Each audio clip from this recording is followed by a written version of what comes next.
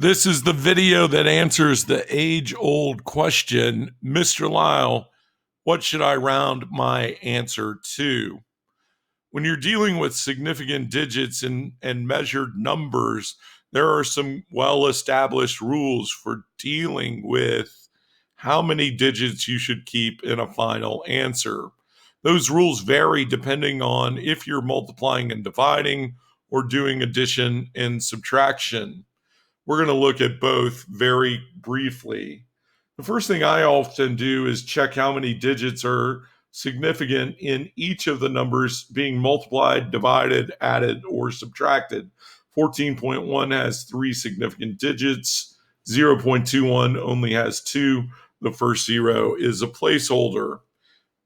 Since I'm dividing in this particular problem, let's see how it goes. 14.1 divided by 0.21, and my calculator spits out this as an answer: 67.1428571. That's nice and all, but most of those digits are meaningless. If we want to have an answer that shows really the quality of our measurements, then we need to have rules for how we decide how many digits to keep.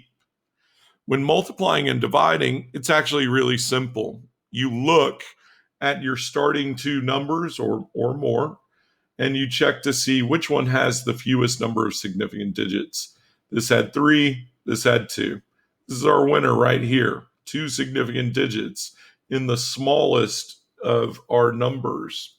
Therefore, our answer is only going to contain 2 significant digits. We can't be more significant than what we started with. And so our answer always is going to correspond with whatever has the fewest number of significant digits when we started the problem. That's for multiplying and dividing. For addition and subtraction, it's a little bit different. The first thing I do is add up a problem like I were in 3rd grade. In this particular case, I get 0, I get 1, I get 5, I get 7, and I get 1. That's the math class answer. But for addition and subtraction, the rule is different than what we saw before. We don't go with what has the fewest number of significant digits. We go with whatever has the fewest number of decimal places. This ends in the tenths place. This ends in the hundredths place. This ends in the ones place. In other words, 44 has the fewest number of decimal places, and we're going to keep the same number of decimal places in our answer. So instead of keeping 175.10, we keep 175. Okay? That has the same number of decimal places as 44. Doesn't have the same number of significant digits as 44, but that's not the rule. Let's try another. I get 3, I get 2, I get 9, 9, 1, 1. This stops in the 10,000ths place. This stops in the tenths place. This stops in the hundredths place. Tenths place it is.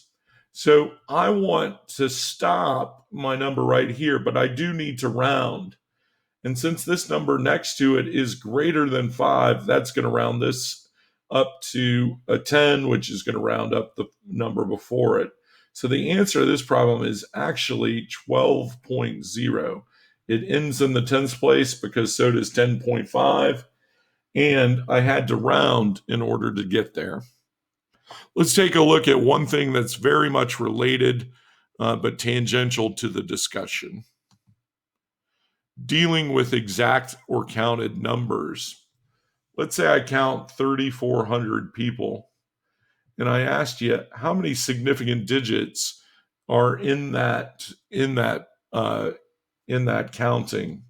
So 3,400 people. Well, if we followed the rules for measurements, we would say this is only 2 significant figures, right? But it turns out that's wrong because counting isn't measuring. Measuring always has uncertainty, and that's why we have significant digit rules. But counting is something that you can do exactly.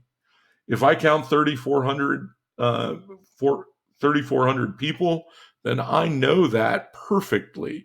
I know that without any uncertainty. And so if I ask the question, how many significant figures are in a counted number, like 3,400 people or two apples?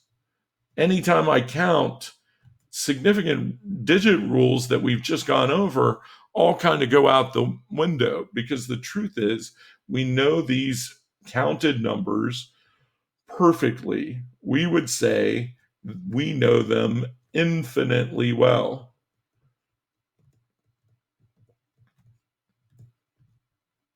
Or that they both contain an infinite number of significant digits. That will haunt us a little bit in some of the calculations that we do. So a good example of that. What if I said how many in a conversion factor? Let's say I was trying to convert from like centimeters to meters, and I had 34.5 centimeters. And I was doing dimensional analysis, and I said there are 100 centimeters in 1 meter. And I asked the question, how many significant figures does this and this have? Well, that relationship is also exact, right? There are exactly 100 centimeters in 1 meter. Therefore, these two values have an infinite number of significant digits. And that's why I generally say when I'm doing dimensional analysis, I really just look at my beginning number. That's probably going to give me an idea of how many significant digits I should keep. Okay, we'll stop right there. See you next time.